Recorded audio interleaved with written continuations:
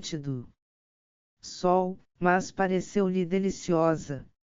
Apoiou a cabeça no cavalo morto e esperou que a sombra da colina cobrisse a estrada. Jesus, como doía aquele último pedacinho. Não vai ser tão fácil de explicar, pensou ele, e eu sem o meu olho de vidro. Se é que vai mesmo haver alguma coisa a explicar. Olhou para o oficial morto. Quente como o inferno aí embaixo, não está? Murmurou com voz rouca. O oficial não parecia inclinado a informar. O poeta bebeu outro gole do cantil e depois mais um outro. De repente sentiu uma dor aguda no ventre. Por alguns momentos, ficou infelicíssimo. As aves de rapina pavoneavam-se, estufavam as penas e disputavam por causa do jantar, que ainda não estava bem pronto. Esperaram alguns dias até que os lobos acabassem. Havia o suficiente para todos. Por fim, comeram o poeta. Como sempre, os selvagens varredores dos céus puseram seus ovos na estação apropriada e alimentaram com amor os seus filhotes.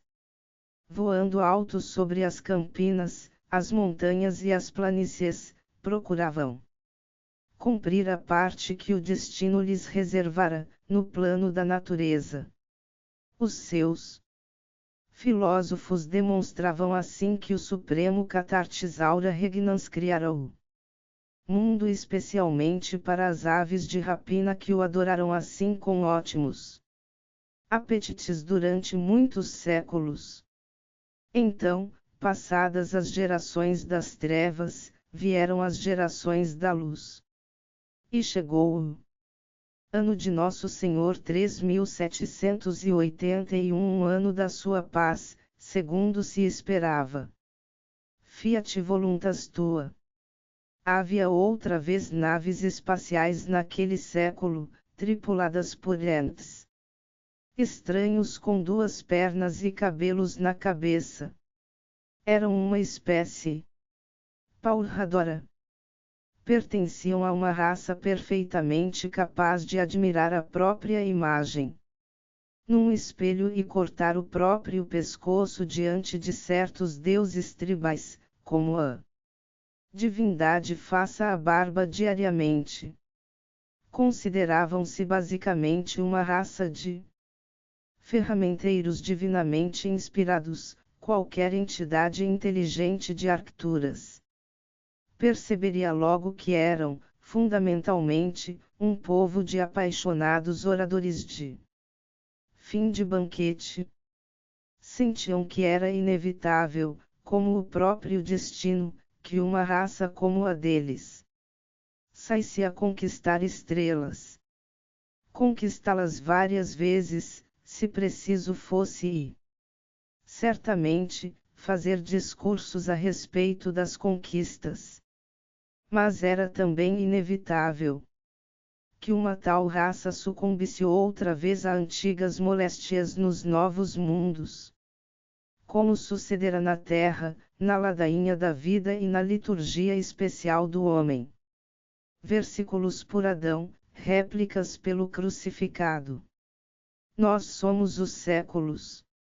Nós somos os cortadores de barba e breve discutiremos a amputação da sua cabeça. Nós somos os seus lixeiros cantantes, senhor e senhora, e marchamos atrás de vocês entoando rimas que alguns julgam estranhas. 1, 2, 3, 4. Esquerda. Esquerda. Ele tinha uma mulher, mas esquerda. Esquerda. Esquerda. Direita. Esquerda. Vir, como dizem no país de origem, marchieren weiter wenn eles enxerben. Falt, nós marchamos para mais longe quando tudo cair em pedaços. Nós temos os eólitos, mesólitos e neólitos de vocês, as Babilônias e Pompeias. Os 6 ars e os artefatos cromados, impregnados e ingredientes vitais. Nós temos as machadinhas sanguinolentas e as Hiróshimas. Mergulhamos. Apesar do inferno, marchamos. Atrofia, eutropia e prúteos valgares, dizendo gracejos obscenos a respeito de uma camponesa chamada Eva e de um caixeiro viajante chamado Lúcifer. Nós enterramos os mortos e a reputação deles. Nós enterramos vocês. Nós somos os séculos. Nasçam, pois, inspirem o ar, berrem com o tapa do obstetra, procurem chegar à maturidade, provem um pouco de divindade, sintam dor, deem à luz, debatam-se. Um pouco, sucumbam. Ao morrer, saiam sem barulho pela porta dos fundos, por favor.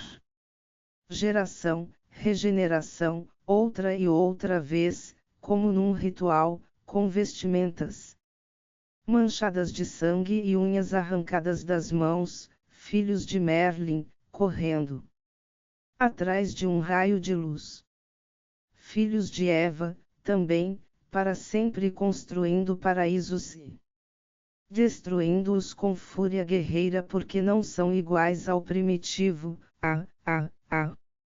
Grita um idiota no meio dos destroços procurando exprimir a sua angústia vazia. Mas depressa.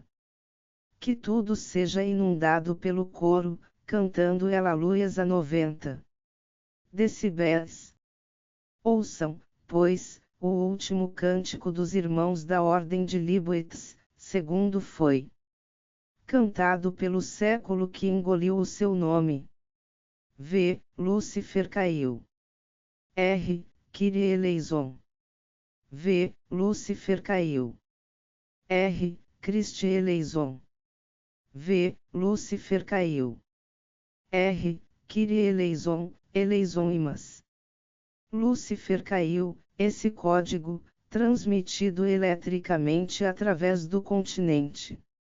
Foi murmurado em salas de conferência, divulgado em forma de memorandos, marcados com supreme secretissimo, e prudentemente encoberto da imprensa. As palavras ergueram-se ameaçadoras atrás de um dique de segredo oficial. Havia vários buracos no dique, mas estes foram destemidamente tapados por jovens holandeses burocráticos cujos dedos indicadores ficaram inchadíssimos, enquanto evitavam as arremetidas da imprensa. Primeiro repórter, qual o seu comentário a respeito da declaração de Sarrich Van Barker de que a radiação na costa noroeste está 10 vezes acima do normal? Ministro da Defesa, não li essas declarações. Primeiro repórter, supondo que seja verdade, que poderia estar causando um tal aumento? Ministro da Defesa, essa pergunta leva a conjeturar. Talvez Sarrich tenha descoberto um rico depósito de urânio. Não, risquem isso. Não tenho comentários a fazer. Segundo repórter, o senhor considera Sarrich um cientista competente e idôneo. Ministro da Defesa, ele nunca trabalhou para o meu departamento. Segundo repórter, isto não satisfaz a minha pergunta. Ministro da Defesa, responde perfeitamente. Desde que ele não trabalhou para o meu departamento, não tenho como avaliar a sua competência e idoneidade. Não? Sou cientista.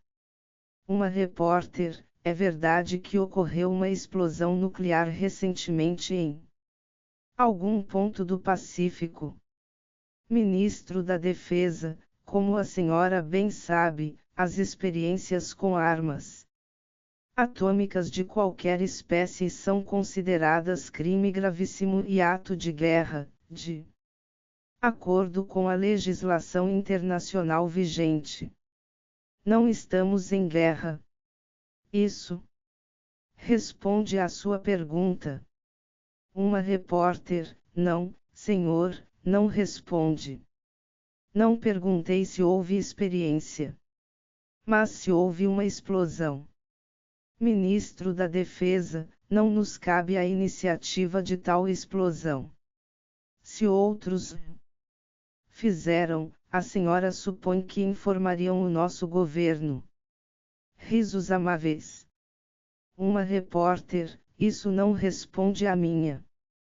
Primeiro repórter: senhor ministro, o delegado Gerrelian acusou a Liga Asiática de reunir armas de hidrogênio no espaço e diz que o nosso Conselho Executivo tem conhecimento disso e nada faz. É exato? Ministro de Defesa: creio que a oposição fez qualquer acusação ridícula desse gênero. Primeiro repórter: por que ridícula?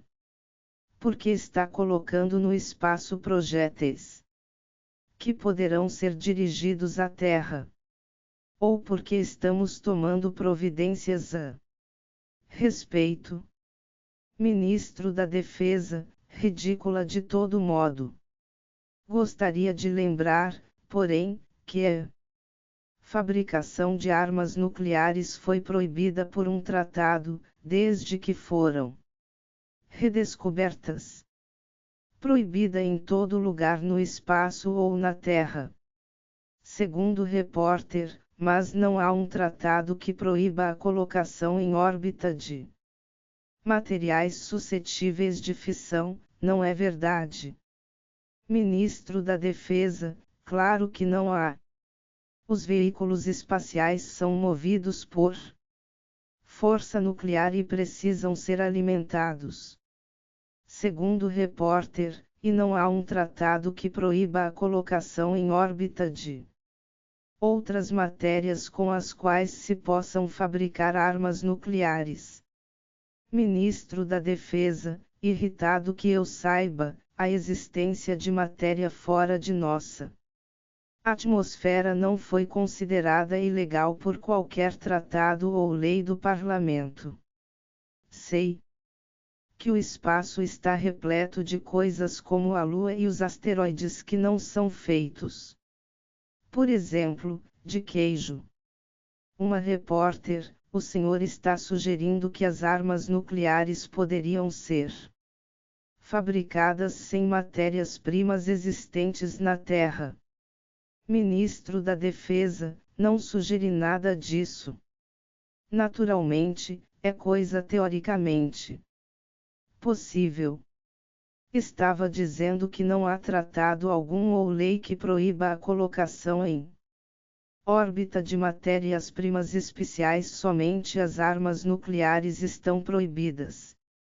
Uma repórter: se houve uma tal experiência no Oriente, que pensa o senhor ter sido mais provável, uma explosão subterrânea que atingiu a superfície, ou um projétil enviado do espaço à Terra que funcionou mal?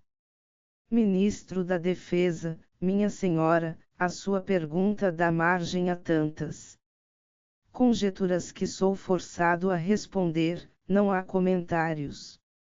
Uma repórter: nada mais fiz senão repetir Sarrige e o delegado Gerrelian. Ministro da Defesa: eles, se quiserem, podem entregar-se a especulações malucas. Eu não posso. Segundo repórter, arriscando-se a parecer que torço o assunto, gostaria de saber qual a sua opinião a respeito do tempo. Ministro da Defesa: um pouco quente em Texarkana, não está? Parece que tem havido fortes tempestades de pó no sudoeste. Pode ser que ainda cheguem até aqui. Uma repórter: o senhor é favorável à maternidade, Lord Rageli? Ministro da Defesa, oponho-me fortemente a ela, minha